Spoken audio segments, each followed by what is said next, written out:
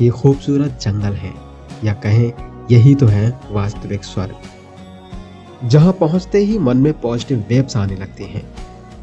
मन आंतरिक खुशी प्राप्त करने लगता है और हम जंगलों में पहुंचकर अक्सर यह कहते हैं कि प्रकृति की गोद में आ गए। आपको पता है, इस प्रकृति की गोद में जानवर रहते हैं। वे इंसानों की तरह पढ़े लिखे समझदार तो नहीं हैं, लेकिन फिर भी इन मूक जानवरों ने प्रकृति को संभाल कर रखा है। ईश्वर ने यह प्रकृति जैसी प्रदान की है उन्हें, यह वैसे ही उन्हें संभाल कर रखते हैं, मानो इन्हें ज्ञान हो कि यह ईश्वर का दिया हुआ सबसे खूबसूरत अद्भुत उपहार है और इसे हमेशा संभाल कर रखना है। अब आपको पृथ्वी की दूसरी तस्वीर दिखाते हैं। आपको लगेगा यह शायद कोई दूसरी दुनिया है या कोई दूसरा युग है। पढ़े लिखे इंसानों ने एक ऐसी चमक दमक की भौतिक दुनिया बना ली है जो दिन ब दिन इंसानों के लिए ही विषैली होती जा रही है।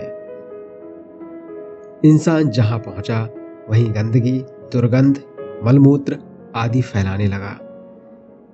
जहां तक नजर जाती है हर तरफ सिर्फ जहर ही जहर नजर आता है। कभी जो निर्मल नदियां थीं, आज विषैले पानी का स्रोत बन गई हैं। समुद्र कूड़े करकट का ढेर बनते जा रहे हैं।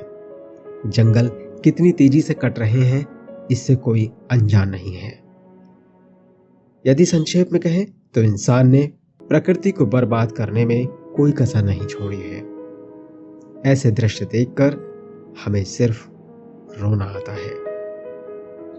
क्यों दुखी हो गया ना मन यह सब देखकर?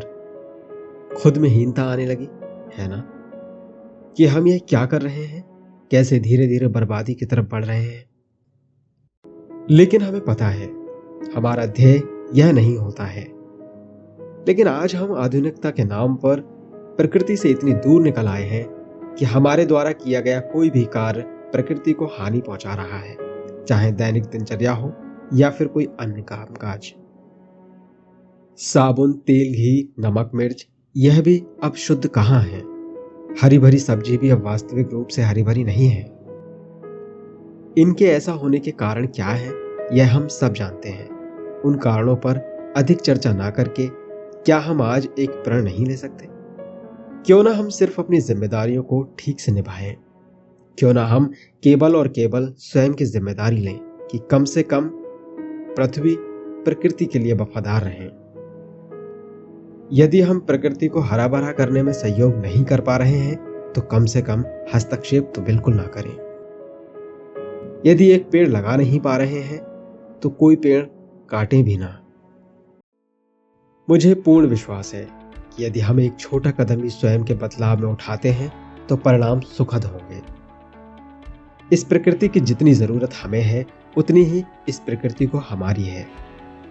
हम तो संवेदनशील भारतीय हैं, प्रकृति को भी माँ से संबोधित करते हैं और विश्वास कीजिए यह प्रकृति भी हमें अपनी संतान की दृष्टि से ही देखती है और अपनी संतान से कुछ अपेक्षाएं भी रखती है जिन्हें निभाना हम सबका उत्तरदायित्व है।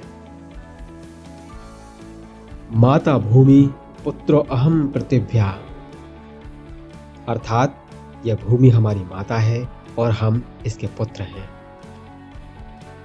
तो आइए हम एक संतान होने का प्रमाण दें, इस हरी भरी पृथ्वी को हरा भरा बनाएं और बनाए रखें।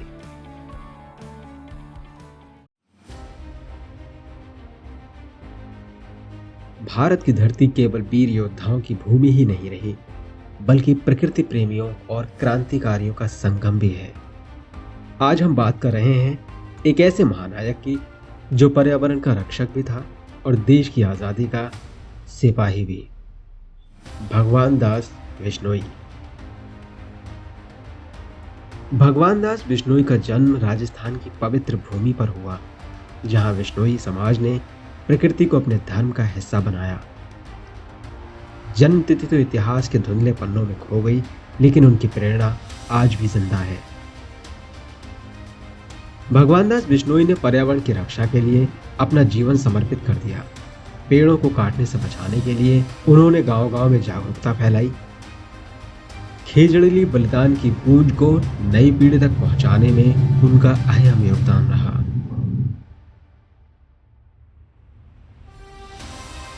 लेकिन भगवान दास का सफर यहीं खत्म नहीं हुआ।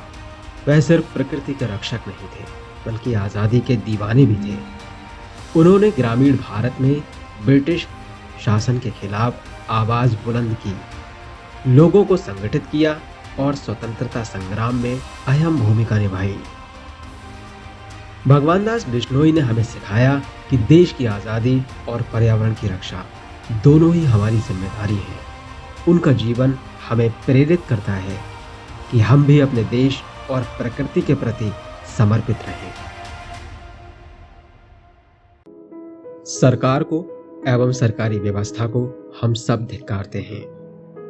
हाँ, कुछ कमियां तो हैं व्यवस्था में, तो आइए मिलकर सरकार का सहयोग करें, व्यवस्था बनाएं तथा एक सुंदर, सुशील, हरे भरे खुशहाल भारत का पुनर्निर्माण करें। जय हिंद, जय भारत। गर्व से कहो हम भारतीय हैं। तो दोस्तों, इस वीडियो को लाइक करें, शेयर करें और चैनल को सब्सक्राइब करें, क्योंकि ऐसे नायक हमें बार बार याद दिलाते हैं कि भारत सच में विश्व गुरु बनने की राह पर है।